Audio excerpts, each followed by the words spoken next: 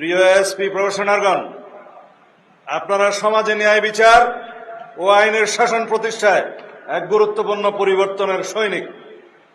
আপনার আইনের প্রতি অবিচল আস্থা ও দেশের নাগরিকদের প্রতি দায়িত্ব ও জবাবদিহিতাই হবে আপনাদের কর্মের মূল ভিত্তি। মনে রাখবেন, আইনের চোখে সবাই সমান, সেটি হোক কোনো রাজনৈতিক কর্মী বা প্রান্তিক কৃষক।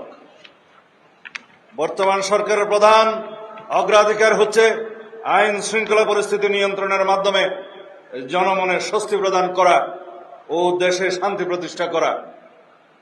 দেশে আইনের শাসন প্রতিষ্ঠায় পুলিশের ভূমিকা অগ্রগণ্য। ফ্যাসিবাদী সরকারের আমলে অন্যান্য সকল প্রতিষ্ঠানের ন্যায় পুলিশ বাহিনীও ক্ষতিগ্রস্ত হয়েছে প্রতিষ্ঠান হিসেবে। সেই সময়ের ভঙ্গুর অবস্থা থেকে ক্রমান্বয়ে পুলিশ আজকের এই পর্যায়ে উন্নীত হয়েছে। বর্তমান সরকার বিশ্বাস করে পুলিশ কোনো বিশেষ দলের বা গোষ্ঠীর লাঠিয়াল বাহিনী নয়, বরং পুলিশ হবে জনগণের অকৃত্রিম বন্ধু।